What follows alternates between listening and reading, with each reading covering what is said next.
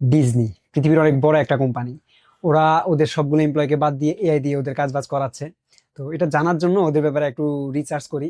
দেন একটা জিনিস আমি এখান থেকে শিখি যে এআই কে ওরা কিভাবে ইউজ করতেছে। মানে আমরা তো ভাবতেছি যে ওরা যারা ওদের এমপ্লয় যারা আছে ওদেরকে ডিলিট করে দিয়ে ওদের এমপ্লয়দেরকে বাদ দিয়ে ওরা এআই দিয়ে কাজ বাজ করিয়ে নিচ্ছে, খুব সুন্দর ওদের কোম্পানি চলতেছে। আসলে এমন না।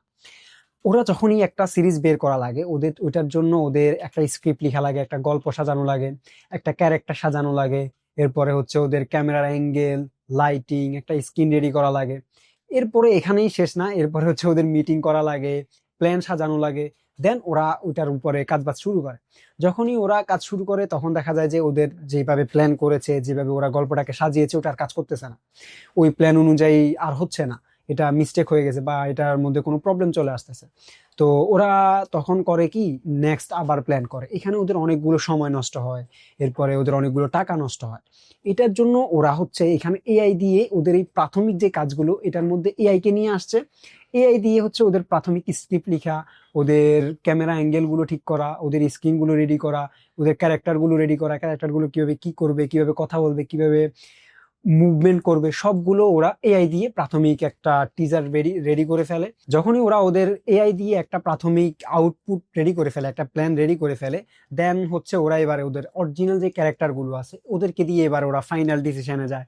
ফাইনাল যে ওরা কাজবাজ যে আউটপুট বের করবে ওটাতে যায়। এটার মাধ্যমে ওরা অনেক টাকা ওয়েস্ট হওয়া থেকে বাঁচে, এরপর হচ্ছে ওদের অনেকগুলো সময় বাঁচে। এটা দিয়ে ওরা আরো বাল্ক অ্যামাউন্টে কাজবাজ করতে পারে। সো আপনার কোম্পানিতেও এরকম অনেক জায়গায় আপনার কি হচ্ছে, সময় নষ্ট হচ্ছে, টাকা ওয়েস্ট হচ্ছে আপনার প্ল্যান করতে গিয়ে, এইভাবে প্রাথমিক যে কাজগুলো থাকে এগুলো করতে গিয়ে।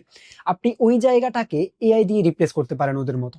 তাহলে হবে আপনার অনেক সময় বাঁচবে, আপনার অনেক টাকা বাঁচবে। এটা দিয়ে আপনি আরো বাল্ক অ্যামাউন্টে কাজবাজ করতে পারবেন। বিশেষ করে ধরেন ভিডিও এডিটিং ইন্ডাস্ট্রিতে যারা আছেন আপনাদের জন্য তো এটা অনেক বেশি হেল্পফুল।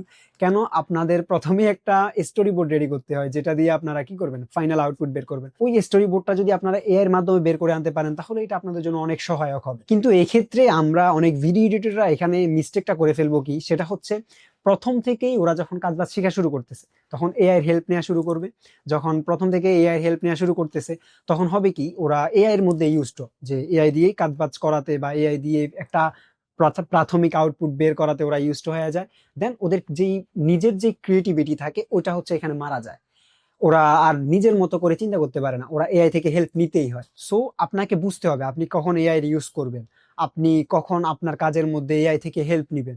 এটা বোঝার জন্য আপনার প্রপার একটা গাইডলাইনের প্রয়োজন। আর এখানে পারফেক্ট একটা গাইডলাইন যদি আপনি পেতে চান, যে আপনাকে প্রপার ওয়েতে কেউ গাইড করুক যে আপনি আপনার লাইফের স্টেপগুলো, আপনার কাজের স্টেপগুলো কিভাবে নেবেন, সেই ক্ষেত্রে আপনি আমাদের অ্যাডভান্স ভিডিও এডিটিং কোর্স যেটা আছে ওই কোর্সের মধ্যে এনরোল করতে পারেন। এখানে সাইদ ভাই আপনাদেরকে একদম প্রপার একটা গাইডলাইন দিবে। আমাদের টিম আছে, টিম আপনাকে গাইডলাইন দিবে, আপনি কোন স্টেপ কোন জায়গায় গিয়ে ভুল করতেছেন ওইটা আপনাকে ধরিয়ে দিবে। সো পারফেক্ট ওয়েতে প্রপার একটা গাইডলাইন পাওয়ার জন্য এখনই এনরোল করে ফেলুন। কমেন্ট বক্সে আমি লিংক দিয়ে দিচ্ছি। ইনশাল্লাহ দেখা হচ্ছে অন্য কোনো ভিডিওতে।